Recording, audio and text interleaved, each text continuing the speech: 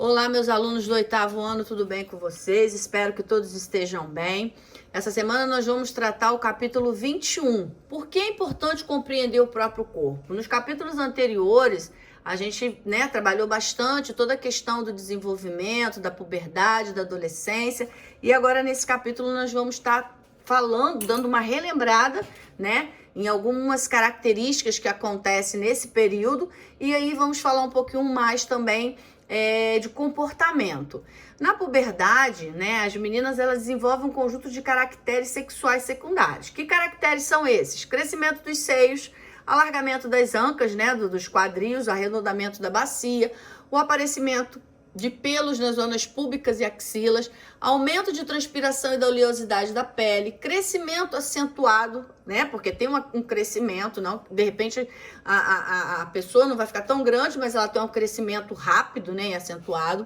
O início da menstruação, que nós já vimos que é chamada de menarca, o adelgaçamento, ou seja, o adelgar da silhueta, ficar com a cintura mais fininha e o quadril um pouco mais enlarguecido, e o aparecimento de acne por conta dessa questão de hormônios, Nos meninos, acontece algumas características, algumas até iguais, mas algumas diferentes. Aumento do tamanho dos órgãos sexuais, aparecimento de pelos também nas zonas públicas, axilas e face, aumento da transpiração e da oleosidade da pele se acentua bastante. O crescimento acentuado também, eles tem o estirão que a gente fala da puberdade. Alargamento dos ombros, o engrossamento da voz, a voz fica oscilando, às vezes um pouco mais grave, um pouco mais, acaba tendo uma modificação na voz. O desenvolvimento dos músculos, a primeira ejaculação e o aparecimento de acne, tá? Mas antes da gente entrar com mais detalhe nesse capítulo, eu vou ler o início do nosso capítulo 21, que eu acho que é bem pertinente. Os seres humanos são, por essência, seres sociais. Nós não conseguimos, na realidade, viver sozinhos. Ou seja, conseguir viver isolado, ou quando fazem, não apresentam o mesmo bem-estar. No decorrer da vida, os indivíduos desenvolvem habilidades de relacionamento interpessoal, e assim valores de caráter relacionados com relações sociais são moldados. Respeitar, gente, prestem bastante atenção nisso que eu quero falar. Respeitar as diferenças entre os indivíduos, bem como suas diversas realidades socioculturais, é um pré-requisito básico. Isso é básico para o convívio em sociedade. É importante que isso seja feito. É importante reconhecer que há diferenças, porém nem sempre elas são compreendidas. Dessa forma, surgem os preconceitos. O preconceito é um pré-julgamento a respeito de uma pessoa ou de um grupo, com base nas suas características como a idade, como a religião, como o sexo, como o gênero, como cor de pele, como se a pessoa ela é mais gordinha, se ela é magrinha. Essa discriminação, ela acaba exteriorizando por meio de atitudes e desrespeito ao direito das pessoas, nos quais a gente não deve ter. Primeiro, preconceito. A gente não tem que ter preconceito em nada. A gente não tem que criar um conceito antecipado da religião da pessoa, se a pessoa se ela é negra, se ela é uma pessoa acima do peso. A gente não tem que ter preconceito em relação a nada. Nós precisamos aceitar, nós precisamos entender, respeitar, desculpa, não é aceitar, nós precisamos respeitar. Eu posso não gostar, eu posso não achar legal, eu posso não querer isso para minha vida, mas eu preciso respeitar a vida que o outro escolheu para ele. Não sou eu que vou determinar. Então, isso são pontos importantes. Então, o preconceito não leva ninguém a nada e principalmente a lugar nenhum, Bom, reconhecendo o próprio corpo, a gente já falou. Conhecer detalhes dessa anatomia do nosso corpo, gente, isso é muito importante, tá? Agora, é importante também quando a gente fala reconhecer a anatomia, reconhecer como funciona o nosso corpo, aí entra também a questão da alimentação. Por que que é importante? Porque na puberdade, o apetite, a fome, ela acaba sendo aumentada, acentuado. E caso a gente não tenha cautela, pode levar ao sobrepeso e a problemas de saúde, tais como alteração de pressão sanguínea, diabetes. A puberdade é uma fase de intenso crescimento, Portanto, para dar conta desse elevado gasto energético, o organismo do adolescente intensifica a produção de hormônio relacionado à fome e à saciedade, o que provoca alterações no apetite. Então, é muito importante a gente ter cuidado, né? Nós, no caso, pais, com os nossos filhos, e os filhos terem cuidado com aquilo que comem, principalmente nessa fase, tá? Não se deve, outra coisa muito importante, realizar comparações qualitativas entre homens e mulheres, muito menos que diz respeito às características sexuais, porque o homem é de um jeito e mulher é de outro, né? Na verdade, as diferenças anatômicas observadas entre os sexos na espécie humana são bem mais discretas quando comparado com as características sexuais secundárias de machos e fêmeas de outras espécies em animais. Ou seja, na espécie humana, homem e mulher têm características, a maioria das suas características elas são muito semelhantes. É lógico que tem algumas diferentes, mas a maioria são semelhantes. Nós não apresentamos o dimorfismo sexual, como a gente está vendo agora aqui no slide. Em biologia, o dimorfismo sexual é considerado quando há ocorrência de indivíduos do sexo masculino e feminino de uma espécie com características físicas não sexuais marcadamente diferentes. Então a gente pode ver que entre o leão e a leoa, você vê que o leão é muito mais garboso, é muito mais bonito. Quando a gente vê o pavão macho e a fêmea, o macho é muito mais bonito do que a fêmea. Só que esses atrativos a gente já aprende lá no 7º ano que são atrativos justamente para quê? Para chamar a atenção da fêmea, né? Então, quando o pavão abre aquela cauda toda colorida, é justamente para isso, para ele poder chamar a atenção da fêmea, para atrair a fêmea, né? E assim acontece até mesmo com alguns tipos de verminoses. Existem verminoses que macho e fêmea são totalmente diferentes em relação a tamanho, né? Então, esse dimorfismo sexual acontece muito em outros grupos de animais. Agora, respeito à diversidade, é preciso entender que as concepções atuais do indivíduo como sociedade estão em constante transformação. Essas crenças que caminham e compartilham com determinado grupo é o que se denomina cultura. No Brasil, a cultura é composta por uma imensa variedade de influência, desde as sociedades dos quilombolas, indígenas e até as influências europeias que a gente tem aqui. As novas tecnologias, principalmente as redes sociais, interferem na cultura e geram uma revolução no modo como as pessoas observam e entendem e participam e se relacionam com o mundo. É impossível pensar no mundo atual dissociando a cultura e a tecnologia, como se todo mundo fosse igual. Não pode, não existe isso. Deve-se destacar que a cultura também exerce influência sobre a formulação das tecnologias. Dessa forma, esses dois conceitos estão inteiramente imersos no outro. O modo como as gerações passadas, como os pais, os avós agiam e se comportavam, era diverso da maneira como os seus descendentes agem atualmente. Então não adianta a gente ficar tentando. Algumas coisas eu até acho interessante, né? A questão do respeito, né, com os avós, com os pais, o tomar benção, que algumas pessoas até ignoram, eu acho desnecessário. Enfim, isso vai de pessoa para pessoa. Algumas dessas culturas, elas são importantes e precisam ser resgatadas.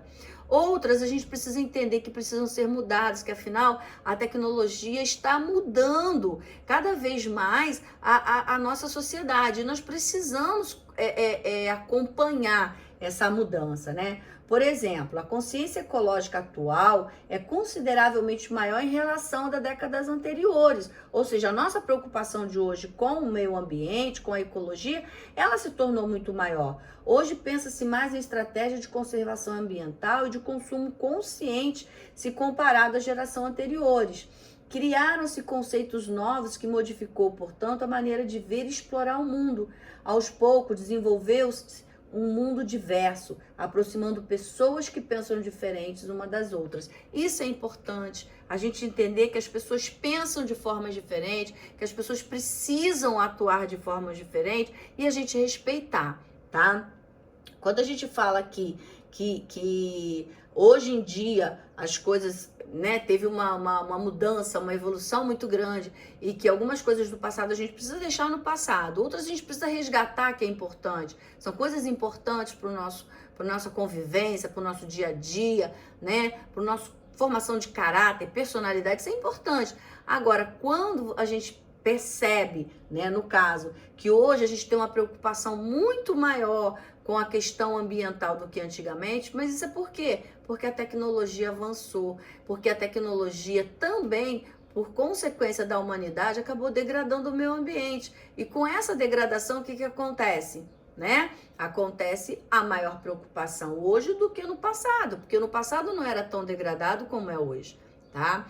Voltando aqui na seleção natural versus seleção sexual, o quebra-cabeças evolutivo. Aqui a gente continua vendo aqui o dimorfismo sexual. Olha o que eu acabei de falar em relação ao pavão macho e, né, acho que não, os dois aqui são machos, mas o macho, ele é muito mais garboso, muito mais bonito, né? E o outro animal aqui do lado também é a mesma coisa. A seleção natural tende a produzir indivíduos que estão bem adaptados ao seu ambiente. Então, é o ambiente que vai selecionar aquele que vai conseguir sobreviver em determinado local. Em contrapartida, a seleção sexual não adapta o indivíduo ao meio ambiente. Pode melhorar traços envolvidos na aquisição de um companheiro, mas esses traços podem ser custosos à sobrevivência desse organismo, tá? Então, quem vai selecionar quem vive melhor em determinado local ou não é o próprio ambiente, tá? Não somos nós que vamos escolher, e sim o ambiente que escolhe quem está mais adaptado àquele local. A diversidade cultural, gente, engloba diferentes culturas que existem entre as pessoas, tais como a linguagem, as danças. Olha que interessante. Imagina se tudo fosse igual, se todas as linguagens fossem iguais, se todas as danças fossem as mesmas, se a forma de se vestir fosse as mesmas, seria um tédio, seria ruim, né? A gente tem essa condição, essa variedade, né? Também a forma como a sociedade se organiza, a sua concepção de moral, de religião, a forma com que interage com o ambiente. O termo diversidade diz respeito à variedade e convivência de ideia. Características ou elementos diferentes entre si em determinado assunto, situação ou ambiente. Aqui você pode perceber na imagem quantos rostos, né, são diferentes. Nós temos pessoas negras, pessoas claras, olhos claros, cabelo liso, cabelo cacheado. Então, isso é importante, a gente saber conviver com isso, saber respeitar. Isso é muito importante. Bom, continuando aqui, vamos lá. Deixa eu ver aqui. Entender a diversidade significa entender que os indivíduos não são iguais, né? E que apresentam visões únicas de valores e diferenças obtidas com suas vivências pessoais e sociais. A diversidade, gente, é algo natural. Por isso, agir de forma diferente de outra pessoa não é um problema. Olha que interessante. Agir, a diversidade é algo, tá? É natural. Por isso, quando você age diferente de outra pessoa, né? Isso não pode ser um problema. Como outras pessoas também podem agir de forma diferente da sua. De repente, a pessoa toma uma determinada atitude, você acha aquilo um absurdo, você acha que aquilo ali tá errado. Você não precisa aceitar, mas você precisa respeitar, porque afinal de contas é uma atitude de uma outra pessoa e não é obrigado a agir conforme você, tá? Para as ciências sociais humanas, o conceito de gênero masculino e feminino é um produto de realidade social e não só da biologia. Ao longo da história, diferentes povos classificaram algumas atividades como sendo obrigações femininas. Por exemplo, as funções reprodutivas e o cuidado com a criação das crianças, da prole, ou obrigações masculinas, geralmente associadas à liderança e ao poder. Tal visão pode resultar em diferenças sociais que colocam certos grupos em posição de fragilidade e inferioridade. Atualmente, essa visão de que existem obrigações masculina e feminina está ultrapassada, sendo além da antiga e preconceituosa. Por exemplo, o ato de cozinhar era considerado uma tarefa exclusivamente para a mulher, né? Entretanto, já há algum tempo, o número de homens chefes de cozinha vem aumentando expressivamente, que cozinham 1000 vezes melhores do que a mulher.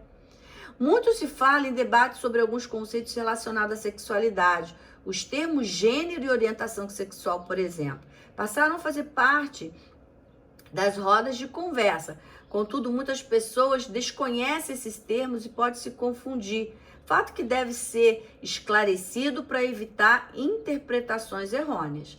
De acordo com a psiquiatra Alexandre Sadé, né, coordenador do ambulatório transdisciplinar de identidade de gênero e orientação sexual do Instituto Psiquiatria da USP, tá?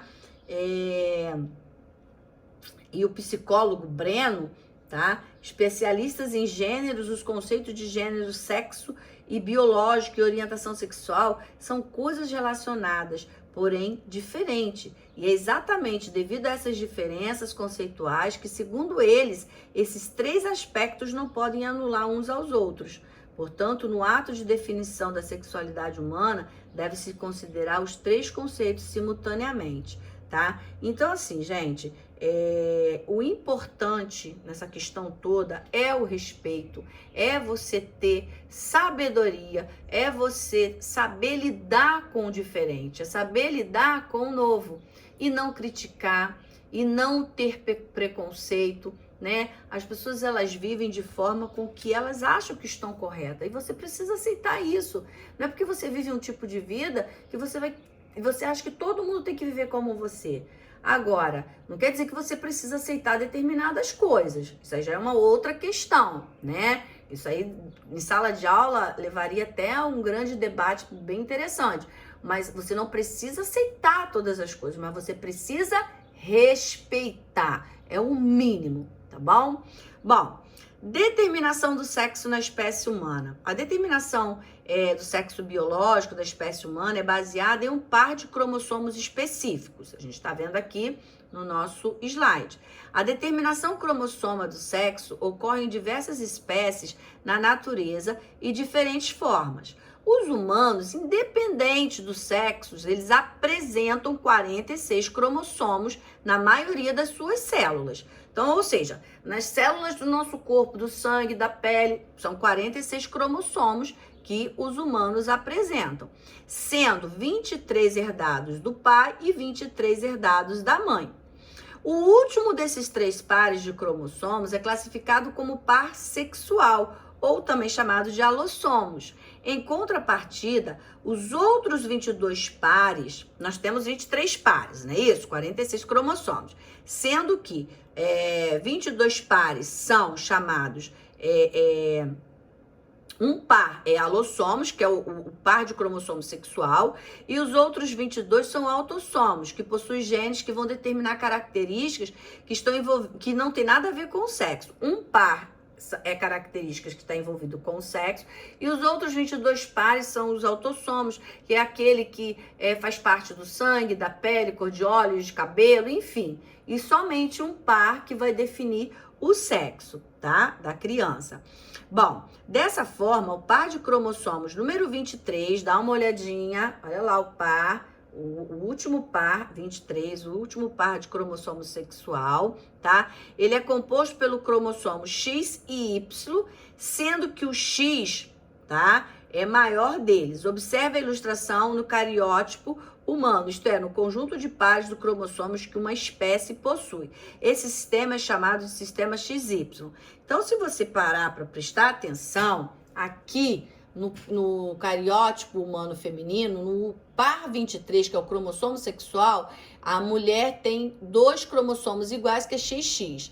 E aqui no cariótipo humano masculino, o finalzinho, o 23º par de cromossomos é XY. Por isso que a gente diz que quem dá o sexo do bebê, tá? A gente diz que é o homem. Por quê? Quando o cromossomo X da mulher, né, ele se une ao cromossomo X do homem, vai dar origem a uma menina. Quando o cromossomo X da mulher se une ao cromossomo Y do homem, vai dar origem a um menino. Então, XX, menina, XY, menino. Então, por que é o homem que define o sexo? Porque ele tem 2 cromossomos, ele tem um par de cromossomos diferentes, XY, e a mulher tem um par de cromossomos iguais. Bom, gente, deixa eu ver aqui. Deixa eu voltar, eu quero falar mais um pouquinho. Antes da gente finalizar, só para lembrar que esses cromossomos aqui, a gente está falando dos cromossomos humanos, mas existem algumas outras espécies que possuem mecanismos de determinação cromossômica do sexo diferente do ser humano. Em muitas aves, por exemplo, existe o sistema ZW, no qual a fêmea possui 2 cromossomos sexuais diferentes, Z e W. E o macho possui 2 iguais, Z e Z. Olha que interessante. Enquanto na espécie humana a mulher tem o último cromossomo, o 23º, é X e X, e o homem XY, ou seja, a mulher é igual, o homem é diferente. Já nas aves é diferente. As fêmeas, né, no caso, algumas espécies, tá, gente? Né? Elas apresentam a ave fêmea ZW e o macho ZZ. No sistema X0, presente em alguns insetos, a fêmea é XX e o macho é X, aliás, não é X0 não, XO, gente, desculpa. No sistema XO, presente em alguns insetos, a fêmea é XX e o macho XO, ou seja, possui apenas um cromossomo e esse é o X. Por fim, existe um sistema ZO, encontrado em aves como em galinhas, em que os machos são ZZ e as fêmeas ZO. Ou seja, as fêmeas possuem apenas um cromossomo e este é o Z. Isso é só para a gente entender que na espécie humana pode se diferenciar das espécies de outras espécies, no caso da ave e dos insetos. Então aqui nós estamos vendo que, só para relembrar, a espécie humana apresenta 46 cromossomos, ou seja, 23 pares, no qual 22 pares são autossomos, responsáveis por toda a formação, né, das características do nosso organismo, e um par de cromossomo sexual, que é o último, sendo na mulher XX e no homem XY. Tá bom, meus amores? Nós terminamos aqui, tá? Peço a vocês que leiam o capítulo 21, sublinhem, tire suas dúvidas nas nossas videoconferências, façam um momento da sua leitura, anotem as suas dúvidas para que no dia da nossa videoconferência a gente possa estar fazendo as devidas retiradas, né, das suas dúvidas aí, porque você vai anotar direitinho, professora, eu não entendi isso, não entendi aquilo, e no dia da nossa videoconferência a gente vai estar podendo tirar as dúvidas e corrigir o dever, tá bom? Dizer para vocês que eu tô com muita saudade, que em breve a gente vai estar junto, se Deus quiser, mas não deixe de fazer o meu dever não, tá bom? Um grande beijo e até a nossa videoconferência.